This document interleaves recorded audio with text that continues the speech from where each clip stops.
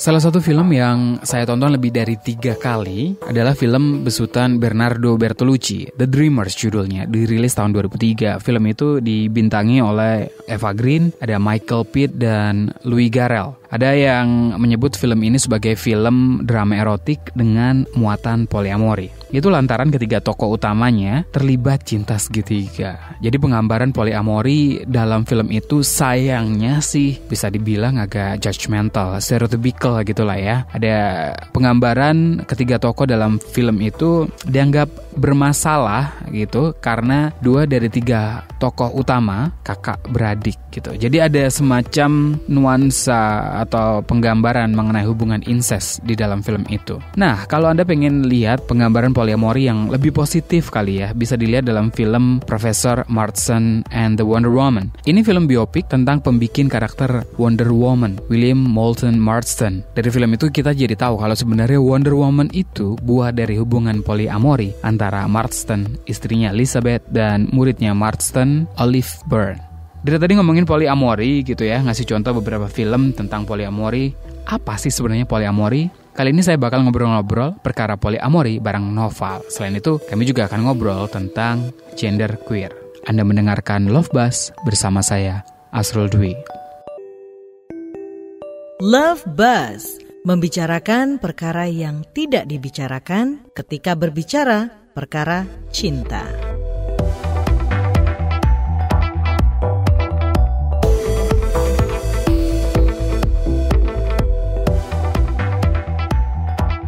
Selain kuliah gitu, sekarang lagi sibuk ngapain? Gue aktif di beberapa organisasi, seperti gue co-director di Hollaback Jakarta. Hollaback itu merupakan sebuah gerakan internasional sih sebenarnya, ada di banyak banget kota di dunia untuk melawan pelecehan di ruang publik. Terus gue juga aktif di Jakarta Feminist Discussion Group. Itu merupakan organisasi di Jakarta yang nge-manage Women's March di Jakarta dan di 24 kota lainnya di Indonesia. Terus gue juga buat organisasi namanya Space UNJ, Study and Peace kepanjangannya. Itu merupakan organisasi kemahasiswaan yang bertujuan untuk menjadikan lingkungan pendidikan menjadi tempat yang aman dan nyaman bagi semua orang. Semua orang itu dalam artian ragam etnis, latar budaya, juga gender, seksualitas, semuanya. Dan kita sebenarnya bukan hanya terbuka bagi semua orang, tapi kita memprioritaskan orang-orang yang termarginalkan kan. Karena soalnya di publik saat ini kan mereka terpinggirkan kan, dan mereka biasanya nggak mendapatkan hak-hak yang seharusnya mereka dapatkan. Jadinya kita memprioritaskan mereka. Nah, sempat ada rame-rame juga kan LGBT dilarang masuk kampus gitu. Ya. Kalau kampusmu UNJ ya kalau nggak salah. UNJ. Mereka cukup terbuka kah dengan diskusi semacam itu atau ya tetap harus diam-diam juga? Well, sebenarnya kalau secara sistem sih kita nggak pernah ada peraturan yang diskriminasi LGBT atau siapapun sih sebenarnya. Tapi kalau mengenai diskusi dan yang lain, waktu itu tahun 2012 kita pernah ngadain diskusi tentang LGBT, tapi dibubarkan waktu itu. Bukan oleh kampus sebenarnya, tapi oleh ormas agama malahan. Jadi kayak banyak banget yang datang waktu itu, pembicaranya Hartoyo. Jadi mereka kayak udah ngumpul aja di depan kayak minta untuk diskusi ini dihentikan secepatnya. Jadi gitu. Kampus cukup melindungi berarti ya, atau membebaskan aja? Melindungi enggak, tapi kampus tuh lebih tidak ingin membicarakan mengenai hal-hal seperti itu sih. Seperti contohnya waktu itu aku kan pernah dibully gitu kan, kayak satu grup fakultas yang isinya 500 orangan. Dan karena waktu itu aku buka chat, tiba-tiba ada yang nge-share tulisan tentang LGBT harus dibasmi, harus dibunuh, darahnya halal dan lain-lain. Terus kayak aku merasa offended kan. Terus kayak aku bilang, lu jangan kayak gini dong gitu-gitu. Terus kayak ada yang bilang, si Nova kan homo gitu-gitu. Terus ada yang bahkan sampai ngancam aku dibunuh dan lain-lain. Dan aku takut kalau mereka tiba-tiba ngedatengin aku di luar kampus atau di dalam kampus secara langsung dan melakukan hal-hal yang tidak menyenangkan seperti itu. Terus aku waktu itu ngelapor ke kampus, dan walaupun ketua jurusan aku waktu itu Robert yang sekarang ditangkap ya, itu sangat open, tapi waktu itu dia lagi di luar kota, jadinya aku di-refer ke orang lain. Tapi waktu itu dia, orang lain ini kayak, lagian lo ngapain sih jadi homo? Kayak gue juga kalau punya anak amit-amit ya jadi kayak lo, kayak gitu-gitu. Dan itu yang buat aku sakit hati banget sih. Kayak aku ngerasa kampus gak mau melindungi aku, walaupun sudah ada ancaman-ancaman yang sangat nyata kan waktu itu. Tapi walaupun begitu, Pak Robert ini langsung bilang ke orang tersebut, dan abis itu dia minta maaf sih. Tapi tetap aja kan apa yang udah didengerin gak bisa dilupain lagi kan. Masih susah gitu ya nyari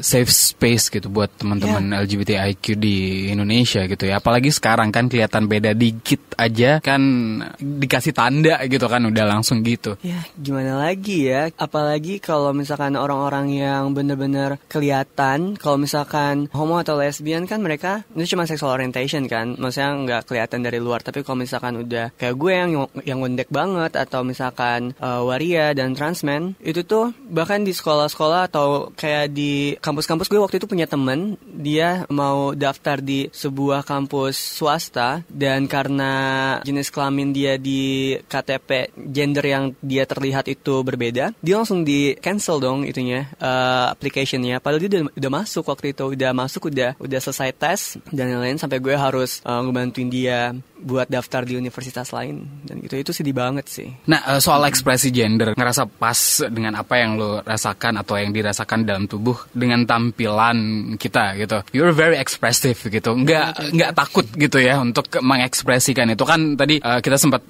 ngobrol bahwa jadi beda sekarang itu kok kelihatannya agak susah gitu ya. Soalnya orang langsung nge-tag lo beda. Ya sebenarnya gue kalau untuk ke beberapa tempat yang menurut gue rentan, gue juga kayak gimana ya, gue nggak terlalu mengekspresikan diri gue juga sih, karena kan keselamatan itu yang paling utama kan ya. Kayak yaudah, kayak gue mungkin idealis banget, kayak gue harus pakai baju yang gue mau, gue harus kayak dandan yang gue mau. Tapi kalau misalkan gue bisa mati gara-gara itu kan juga nggak lucu ya. Kayak itu kayak you die for nothing gitu. Jadi kayak di beberapa tempat sih gue emang nggak ekspresif ini sih. Dan kalau misalkan gue lagi coba untuk kayak mengadvokasikan, atau gue kenal sama orang-orang baru yang menurut gue itu nggak bakal welcome, gue juga mencoba untuk dandan yang seperti apa yang mereka harapkan sih. Kalau di kampus? Karena takut. Kalau di kampus sebenarnya kebalikannya, karena waktu itu kan gue di universitas swasta kan. Terus kayak waktu itu tuh gue kayak in the closet banget. Sebenarnya sih gue di luar tuh nggak in the closet sih, tapi karena waktu itu gue nggak tahu kenapa gue kayak pura-pura jadi straight, pura-pura jadi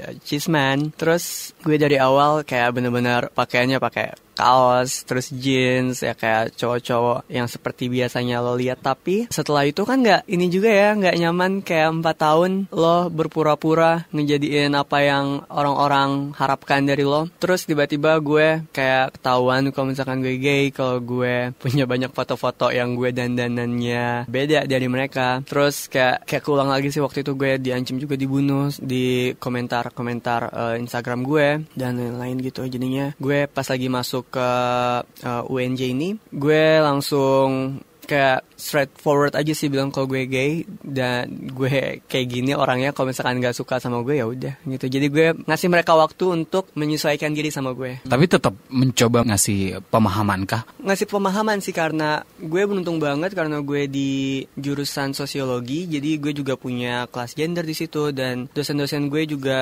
banyak yang lumayan progresif dan tahu tentang sogib dan lain-lain. Jadinya mereka juga ngebantuin jelasin sama teman-teman gue. Tapi emang ada beberapa orang yang bener-bener dari awal masuk itu kayak nggak mau berinteraksi sama gue, dan bahkan kalau misalkan satu kelompok gitu ya kayak langsung buru-buru minta orang buat ngegantiin dia karena apparently dia takut gue suka sama dia. Itu pasti cowok ya? Itu pasti cowok ya. Nggak mungkin lah ya cewek. Termasuk yang sering pakai make up gitu ya, dan pakai pakaian yang agak fluid juga kan, choker namanya. Iya, choker. Ya, dalam keseharian juga sering berarti. Iya, sebenarnya gue nggak tahu kenapa gue suka aja sih pakai ini. Kayak kalau misalkan it makes me happy gitu. Kayak kalau misalkan malam-malam gue lagi sedih atau gue lagi ngerasa sendiri, gue suka kayak ngebongkar lemari gue terus dandan sendiri padahal gue nggak kemana-mana. Jadinya ya gue cuman pakai apa yang gue ngerasa happy aja sih ya. Full on makeup gitu juga terbiasa gitu ya, semuanya lengkap dari alis. Kalau aku lihat kan alis tuh ya lagi yang paling kelihatan gitu. Atau ya simple aja model makeupnya. Tergantung mood sih. Dan gue juga gue kayak punya era-era gitu loh. Kayak waktu itu gue pernah banget, gue lagi suka banget sama apa sih namanya, yang kayak danannya hitam-hitam serem-serem gitu. Gothic ya. Gothic ya, gue pakai shadow hitam kemana-mana. Gue punya fase-fasenya sendiri sih. Tapi sekarang emang lagi lebih ke males kali ya kayak gitu. Terus juga sebenarnya agak gak nyaman karena gue kayak gini aja tuh diliatin sama banyak orang. Apalagi kayak gitu tuh kayak bener-bener stare-nya itu tuh kayak kurang nyaman aja sih. Pak Noval mengidentifikasi diri sebagai apa kalau boleh disampaikan gitu ya? Gue sebenarnya juga sampai sekarang gue masih dalam tahapan mengeksplor sebenarnya gue itu apa, gender gue apa, sexual orientation gue apa. Tapi mungkin kayak semua orang juga kayak gitu kali ya. Maksudnya identitas itu kan kalau dilihat lagi lo cuman punya identitas habis lo mati kan, karena identitas orang itu kan fluid kan, lo bisa berubah seiring waktu.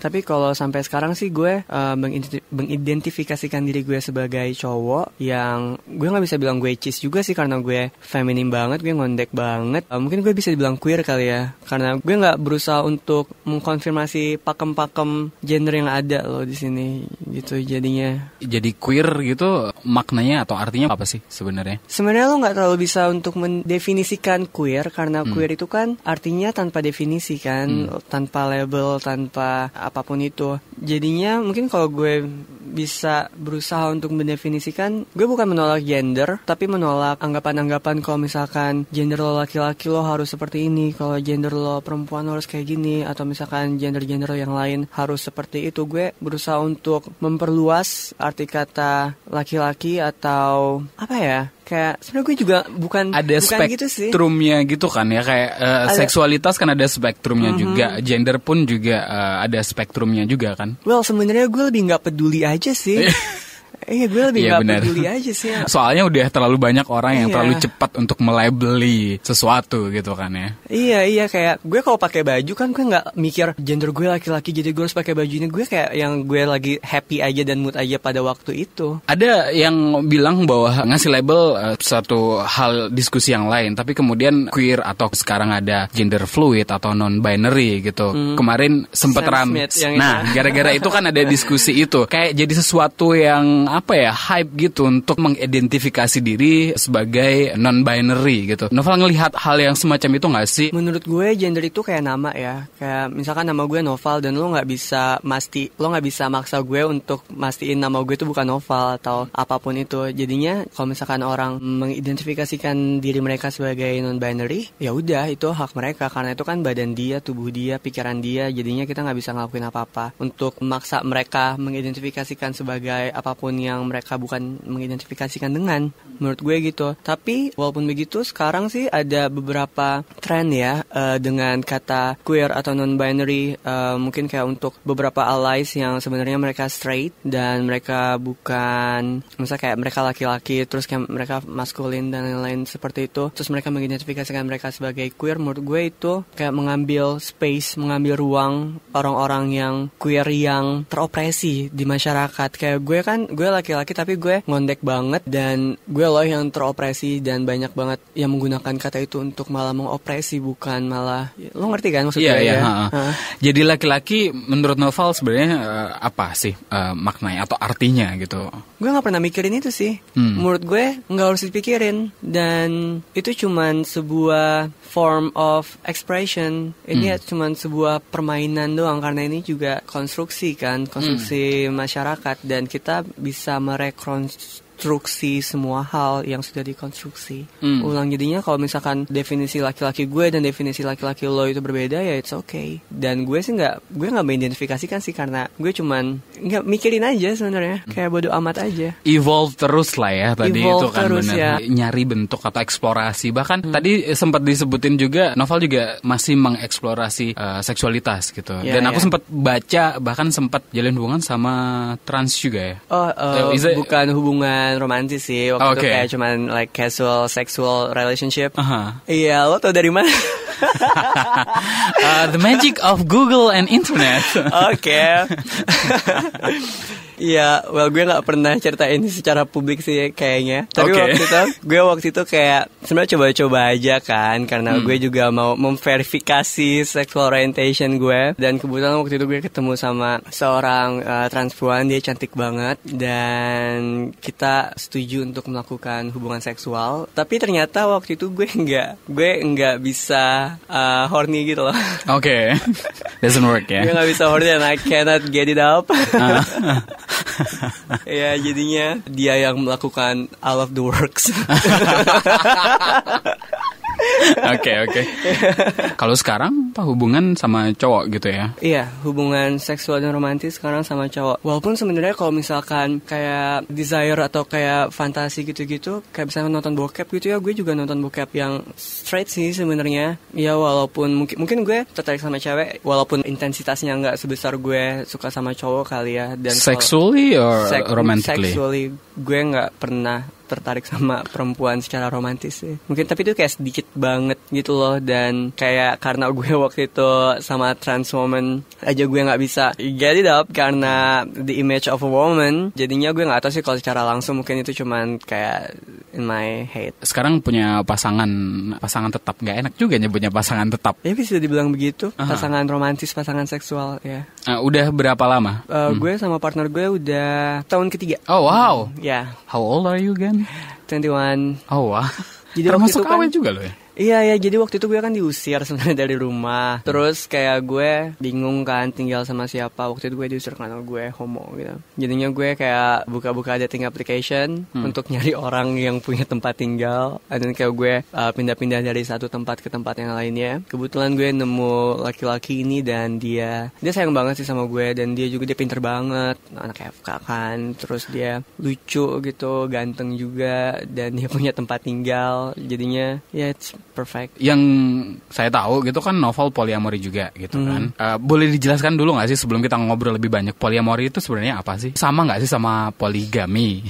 Gimana ya, mungkin kalau gue definisin itu sebagai sebuah hubungan etis yang non monogami karena kita dengan persetujuan setiap orang dalam hubungan itu bisa melakukan hubungan romantis ataupun hubungan seksual dengan orang lain. Ya walaupun itu cuman casual ataupun dengan komitmen. Dengan orang yang sama. Kalian berdua juga berhubungan dengan orang yang sama atau ya, bisa beda-beda? Kita kebetulan berhubungan sama orang yang sama, beberapa orang yang sama, jadi kayak dia pasangan kita, bukan dia cuma pasangan salah satu dari kita aja. Tapi karena persetujuan kita evolving semakin hari, dia juga kayak punya beberapa pasangan yang cuma dia aja, tapi walaupun itu cuma casual. Aku juga punya beberapa yang walaupun kita nggak terlalu seeing each other that much gitu loh. Jadinya sebenarnya ini mungkin menurut gue suatu option sih ya, karena lo tau kan orang-orang monogami itu kan banyak banget yang selingkuh dan lain-lain. Dan menurut gue itu lo nyakitin pasangan lo kan, karena menurut gue yang nyakitin itu bukan selingkuhnya, tapi karena lo ngebohongin, lo ngehianatin pasangan lo. Sedangkan kan kalau kita punya persetujuan dan dua-duanya menyetujui hal ini tanpa paksaan kan tentunya, jadinya ya enak-enak aja. Itu pola komunikasinya kayak gimana sih di antara kalian yang menjalin hubungan ini? Kan ada banyak orang yang terlibat di dalamnya kan? Iya, ada banyak orang yang terlibat di dalamnya. Kita buat multi chat. Oke. Ada grupnya ya? Ada grupnya.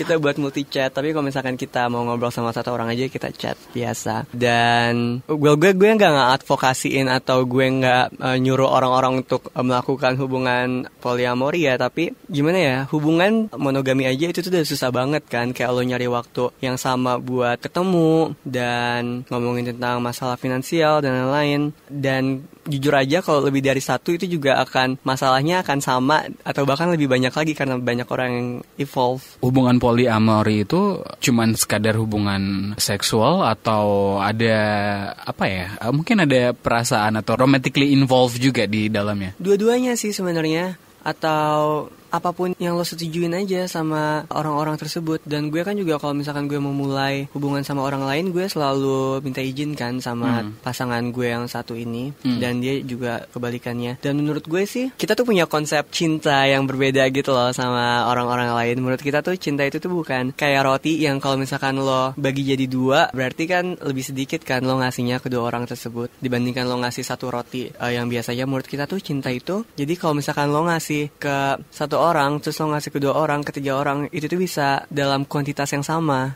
Karena sekarang aja kan lo mencintai beberapa orang dalam satu saat sebenarnya. Kayak lo cinta sama keluarga lo aja udah ada berapa kan. Lo cinta sama sahabat-sahabat lo cinta sama pasangan lo cinta sama binatang peliharaan lo. Jadinya ya itu sangat possible buat kita cinta dalam kuantitas yang sama pada satu saat ke beberapa orang yang banyak. Bukan membagi cinta ya, tapi lebih mungkin experience mengalami cinta bareng-bareng gitu. Mengalami cinta bareng-bareng ya, gue suka itu. Tapi ada nggak sih kecemburuan di antara kalian gitu ya? Oh ya, tentu saja ada. Kadang juga beberapa dari kita mungkin kayak ada yang feeling left out, atau kalau misalkan ternyata dia suka sama orang lain, terus misalkan orang lain ini nggak suka sama gue, itu bukan jealous sih kehitungnya, tapi kayak jadi kayak low self esteem gitu loh. Tapi biasanya kalau kayak gitu sih kita nggak melanjutkan sih. Orang Indonesia kan lebih kenal duluan poligami, dan konsep poliamori kayaknya masih belum banyak kenal gitu. Ada bedanya nggak sih sama poligami? Poliamori ini kan kalau gue sekarang di hubungan poliamori yang homoseksual kan, karena kita sama-sama cowok semuanya. Dan menurut gue konsep poligami itu sangat heteronormatif sih, karena pertama itu kan biasanya orang menjustifikasi melakukan poligami itu karena agama kan. Dan itu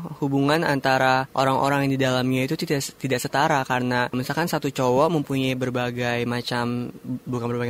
punya lebih dari satu istri, tapi istrinya itu kan nggak saling mempunyai hubungan satu sama lain kan. Dan banyak banget istri-istri yang terpaksa untuk menyetujui suaminya nikah lagi karena dibilang nanti ini kan dari Tuhan, kalau misalkan lo nggak menyetujuin ini nanti lo bisa masuk neraka, atau lo nggak patuh sama suami dan lain-lain seperti itu. Jadi menurut gue itu sangat berbeda banget karena hubungannya nggak setara. Sedangkan gue sekarang hubungannya setara banget. Dan poliamori di perempuan juga banyak banget perempuan yang mempunyai hubungan ini sebenarnya. Tapi kan mereka mempunyai options untuk mempunyai laki-laki yang lebih dari satu juga kan, selain laki-laki itu mempunyai lebih dari satu pasangan juga. Jadinya itu menurut gue yang setara. Poliamori nggak melulu semuanya cowok gitu. Ada ya. juga yang cowok-cowok cewek atau cewek-cewek cowok gitu kan, ada juga ya. Kan ya. Kalau di Indonesia yang Novel tahu, poliamori ini banyak nggak sih orang yang menjalankan model atau konsep hubungan yang seperti itu gitu? Kalau yang gue tahu sih ya lumayan banyak sih, karena orang-orang sekarang sudah mulai melihat poliamori ini sebagai options di dalam kehidupan pasangan mereka. Karena yang tadi gue bilang tadi, kita tuh secara natural bisa suka sama orang lain walaupun kita udah punya pacar. Banyak banget yang sudah mengconsider ini sebagai options. Tapi gue gak pernah ketemu sama pasangan heteroseksual yang poliamori sih sebenarnya. Maksudnya bukan yang kayak poligami gitu ya. Maksudnya kayak poliamori yang gue lakukan sekarang itu gue belum pernah ini sih. Tapi mungkin pertemanan gue aja yang kurang banyak ya. Kalau kemudian ada orang yang melihat itu sebagai pilihan gitu, bukan hal yang alami gitu, sepakat dengan itu? Iya sih, menurut gue ini bukan buat semua orang sih. Kalau misalkan lo gak nyaman ya jangan. Kalau misalkan pasangan lo gak nyaman dengan konsep poliamori ini ya jangan, karena itu kan gak bisa dipaksain kan.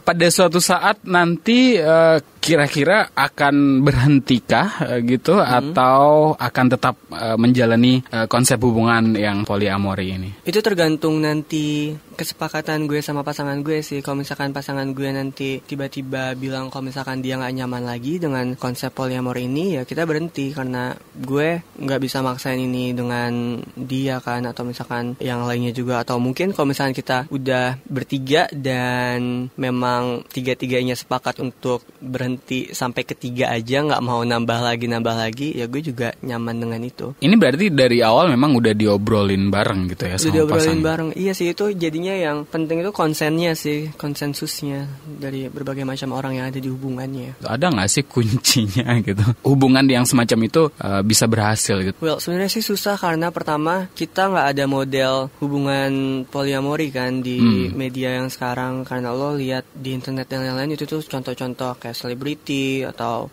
yang lain-lain itu tuh hubungannya monogami semua. Jadinya sebenarnya agak susah buat kayak gimana sih caranya buat problem solving atau gitu-gitu. Jadinya tuh kita bener-bener lebih finding out things sendiri banget sih. Tapi kalau sekarang yang kita lakuin itu tiap kali kita ada masalah kita selalu omongin bertiga sih. Dan kita demokrasi banget. Jadi kalau misalkan emang banyak yang gak nyaman dengan satu hal, ya kita berhenti melakukan hal itu. Kecuali memang hal-hal yang sangat personal ya, karena kita kan nggak bisa membatasi hal-hal. Kalau misalkan lo suka make up atau lo suka ini terus orang lain di dalam pasangan itu nggak nyaman, ya bodo amat lah ya kan, juga ngeganggu atau nggak ngelukain orang tersebut. Jadinya gitu sih. Demokrasi ya. Dulu awalnya kali pertama tahu soal poliamori dari mana sebenarnya? Pertama kali tahu konsep poliamori itu, kalau misalkan konsep poligami kan cuma gue tahu dari kecil banget kan, karena itu kan udah banyak banget orang-orang yang melakukan itu kan, kayak waktu dulu Ajim, kayak gue pertama kali tahu poligami sih dari situ sih. Iya. Dan kalau untuk konsep poliamorinya sendiri ini kan sebenarnya konsepnya beda banget sama poligami yang gue bilang tadi. Itu tuh dari pacar gue yang sebelum ini sih, sebelum gue sama yang 3 tahun ini. Nah terus sebenarnya gue pacaran sama dia, terus kita kayak agree buat punya polyamory relationship. Terus kita bertiga sama pacar gue yang anak FK ini. Terus karena tiba-tiba mantan gue yang waktu itu gak nyaman, jadinya dia mengundurkan diri dari hubungannya. Jadinya kita tinggal berdua waktu itu. Udah 3 tahun berjalan gitu. Kalau konsep heteronormatif biasanya kan ada pertanyaan, kira-kira ada rencana berkeluarga dan sebagainya gitu kan, udah lama. Noval ngelihat itu gak sih di mungkin 5-10 tahun ke depan gitu? Kalau gue sih karena gue nggak punya plan buat kabur ke luar negeri terus nikah sama pasangan gue gitu sih, jadinya gue belum punya plan aja sih buat kayak gitu. Terus kayak buat punya anak juga sebenarnya kita pernah punya omongan dan kita memutuskan untuk kayaknya enggak untuk punya anak, karena anak itu ribet, karena itu suatu komitmen yang 24 jam dan lo nggak bisa menarik komitmen itu pas lagi setelah lo memutuskan untuk punya anak kan, karena kita juga punya pengalaman di abuse sama keluarga kita, sama parents kita. Jadinya kita yaudah deh, kalau nggak siap nggak usah deh, daripada nanti anaknya kenapa-napa kan kasihan kan. Iya, jadi kita fokus sama diri kita aja sih. Dan memang sih kalau misalkan monogami mungkin kalau dulu itu penting banget kali ya, karena punya anak dan lain-lain, terus kayak ngurusin warisan gitu-gitu. Tapi kan kalau misalkan kayak di gue yang hubungan homoseksual, kita nggak punya anak kan, dan kita benar-benar fokus sama diri kita sendiri sekarang. Jadinya ya menurut gue nggak make sense aja sih. Ngomongin soal keluarga gitu, tadi kan Noval bilang harus keluar dari rumah dan ada pengalaman di abuse juga sama keluarga. Boleh cerita gak sih soal itu? Sebenarnya gue agak males sih nyeritain ini, karena pertama orang-orang tuh ngira kalau misalkan oh ya jadi lo homo gara-gara lo dipukulin dulu kayak gitu-gitu. Which is ini enggak ya, karena banyak banget anak-anak yang dipukulin yang turns out bukan homo. Karena gue rasa kayak mayoritas dari kita tuh pernah dipukulin waktu kecil. Jadi tuh orang tua gue waktu abis SMA, dia hamil gue. Terus jadi kayak hidupnya katanya sih berantakan gitu abis dia punya gue, karena mereka tuh bener-bener yang pro-life gitu loh. Jadi kayak anti-aborsi, jadi gak boleh diaborsi, harus di-keep anaknya. Walaupun mereka juga gak punya pikiran nanti abis punya anak mau ngapain. Jadinya waktu itu bener-bener mereka gak bisa kuliah kan gara-gara punya gue. Terus bokap gue juga gak kerja. Bokap gue tuh kayak spoiled banget sama keluarganya, jadi apa-apa dibeliin gitu-gitu. Terus kayak bahkan susu gue, popok gue itu dibeliin sama keluarganya dan lain-lain. Terus mereka cerai pas lagi gue kelas 5 kok gak salah. Dan karena kita dari gue lahir itu tinggalnya di rumah keluarga bokap gue, dan di situ juga ada kayak paman gue, terus om gue juga yang lain-lain lah, kakek nenek gue. Nah paman gue ini dia kebetulan keluarga gue polisi kan. Terus paman gue juga polisi, terus dia kayak umur 30-an gitu waktu itu. Dan kayak badannya tuh jadi banget, dan gue waktu itu masih kecil banget. Dia tuh nganggap gue tuh sebagai pembawa sial gitu loh di keluarga, karena keluarganya berantakan apparently habis gue ada. Terus kayak gue selalu secara casual gitu ditampar, ditendang, dipukul. Kayak bahkan waktu itu yang paling parahnya waktu gue SMA. Jadi gue kayak habis pulang dari jalan-jalan gitu sama adik gue, sama teman-teman gue. Terus gue kayak buka sepatu gitu kan, kayak di bangku kayu gitu. Kayak gue naruh kaki gue di situ. Terus dia kayak langsung jenggut gue, nendang gue, nginjek kepala gue. Terus kayak mukulin banget itu sampai kayak gue berdarah-darah dan lain-lain. Dan dia bilang sih sama gue kayak lo ngapain ngotorin bangku gue gitu-gitu. Kayak alasannya cuma itu doang. Terus gue langsung, adik gue nangis-nangis kan di sebelah gue. Terus kayak gue langsung teriak-teriak minta tolong ke tetangga-tetangga. Dan banyak banget tetangga yang ngedor-ngedor gerbang dan lain-lain. Jadi akhirnya dia jenggut gue, terus kayak nyeret gue pakai pakai rambut gitu dari ruangan itu ke depan gerbang, terus dia kayak langsung lempar nendang gue ke orang-orang gitu. Dan dia bilang sama semua orang kalau gue pakai narkoba, makanya gue digebukin, which is I'm not. Waktu itu kayak gue baru kelas berapa ya waktu itu ya, kayak kelas 2 SMA, dan badan gue kecil banget kan dulu. Dan ya gitulah. Sekarang masih komunikasi nggak sih sama keluarga inti, katakanlah? Yang penting-penting aja sih sebenarnya, karena gue nggak nyaman kan sebenarnya. Kayak waktu itu waktu pertama kali ketahuan gue gay juga, nyokap gue kan, gue tahu sih dia shock, tapi kayak ada beberapa kata yang gue sangat kesel gitu loh. Jadi tuh dia kan nggak mau ngobrol sama gue kayak beberapa bulan. Terus pas lagi gue tanya, ya udah terus nanti gimana dong gitu. Terus kata dia, ya gimana lagi ya, dibunuh juga nggak bisa anak sendiri. Wow. Terus gue langsung kayak, dia itu kan kayak orang yang bener-bener gue anggap terdekat kan di hidup gue. Terus kayak tiba-tiba dia ngomong gitu, kayak langsung ada jarak aja gitu loh. Walaupun dia beberapa bulan kemudian dia minta maaf sih, tapi kan ya lo gak bisa ngelupain aja kata-kata kayak gitu. Kayak udah sakit banget. Dan gue tuh gak ngerasa ada hubungan emosional lagi loh sama keluarga gue gitu sejak saat itu. Kalau sekarang gitu kan ada banyak, utamanya anak-anak milenial, memilih bahwa keluarga itu kan bukan lagi orang yang melahirkan kita atau ngasih makan kita gitu waktu kecil dan sebagainya gitu. Kalau Noval sendiri ngelihat keluarga Noval sekarang ini siapa? Ya itu bener banget sih menurut gue, karena gue sekarang nganggep orang yang jadi keluarga gue itu sahabat-sahabat gue, pasangan gue, beberapa pasangan gue. Kayak kolega-kolega gue anggap keluarga karena gue lebih attach sama mereka secara emosional, dan secara realistisnya juga mereka lebih ngebantu di hidup gue daripada keluarga gue yang sekarang, dan mereka lebih ngehormatin gue gitu-gitu. Karena gue sebenarnya nyeselin sih kayak nyokap dan bokap gue itu memutuskan untuk nge-keep kandungan gue waktu itu. Punya anak itu kan bukan sekedar lo ngebiarin mereka hidup kan. Kayak lo harus punya plan ke depannya, kayak ini anak sekolahin di mana nanti, kuliahnya gimana, terus apakah lo punya ruang emosional dan waktu buat anak lo gitu-gitu. Dan gue nyalahin mereka sih karena mereka membiarkan gue sampai di abuse dan lain-lain, karena gue minta tolong lo sama mereka, tapi mereka kayak cuma bilang sabar aja, dan mereka nggak ngelakuin apa-apa. Dan gue sangat menyesalkan hal-hal itu sih. Menurut gue hidup gue itu full of ketidaknyamanan dan ketidakbaikan, mungkin bisa dibilang begitu. Jadinya kalau misalkan gue bisa milih, kalau misalkan waktu itu digagalkan aja kandungannya, gue bakal milih untuk digagalkan aja, karena mereka nggak menginginkan gue in the first place gitu. Tapi kan ada orang-orang lain yang menginginkan Noval ada gitu, keluarga baru Noval gitu kan. Ya karena itu gue beruntung banget kan. Tapi kalau misalkan gue nggak beruntung, mungkin gue udah mati kali ya di jalan sejak gue diusir itu. Kalau sekarang gitu ya, do you really love your life now? Banyak progres sih dari 3 tahun lalu gue diusir. Kayak gue udah punya kerjaan walaupun gue freelance sih sekarang, tapi kayak masa kerjaan tuh kayaknya ada aja gitu loh. Terus ya bisa makan dan punya uang buat apa-apa yang gue kepengen. Tapi ya nggak dipungkirin juga sih waktu itu tuh kayak bener-bener susah banget. Kayak gue suicidal banget kan waktu itu. Kayak gue bahkan sampai dibantuin sama Benny Prawira waktu itu Into the Light. Karena gue kepengen bunuh diri banget waktu itu. Kayak 3 kali gue berusaha untuk melakukan bunuh diri. Jadinya it's full of effort sih buat gue sampai ke titik sekarang, dan gue grateful dengan apa yang gue punya sekarang. Do you also love yourself? Love myself? Wah. Gimana ya? Do I love myself?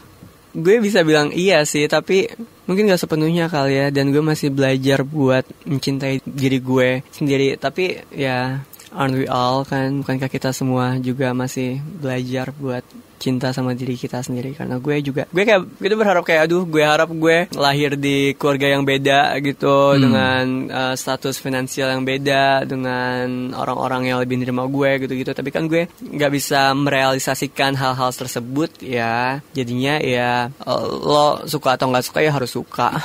Tapi bisa ngelihat silver liningnya kan, maksudnya ketika Noval dilahirkan dalam keluarga yang semacam itu, sekarang kan jadinya sedikit banyak bantu orang juga kan sebenarnya novel. Oh iya, itu jadinya gue lebih bisa relate sih sama orang-orang. Gue bisa berempati dengan apa yang mereka alami, apa yang mereka rasakan, karena gue juga ngerasain hal-hal yang tidak menyenangkan dalam hidup gue. Jadinya ya gue waktu itu kayak abis gue mau bunuh diri terus kayak gue diselamatin, gue tuh kayak bilang kayak hidup gue tuh kayak bukan buat gue lagi gitu loh, ini buat orang-orang yang ngalamin kayak gue dan gue mau ngebantu mereka. Makna cinta buat novel apa? Gue gak nyiapin nih. Makna cinta buat gue, cinta itu lo bisa nge-provide waktu, lo bisa nge-provide emosi lo, hati lo, dan lo bisa ngebuat orang lain nyaman dan merasa diterima oleh lo. Itu sih menurut gue makna cinta.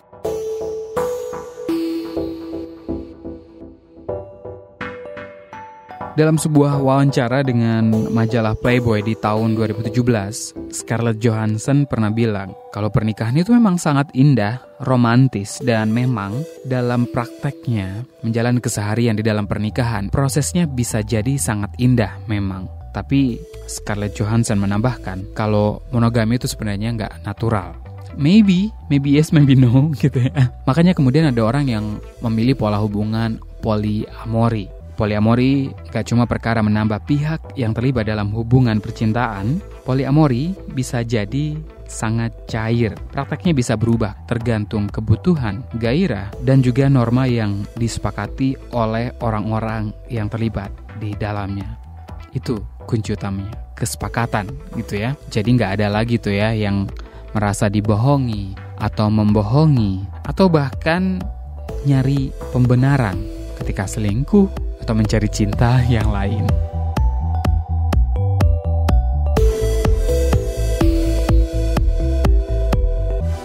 Love Buzz, membicarakan perkara yang tidak dibicarakan ketika berbicara perkara cinta.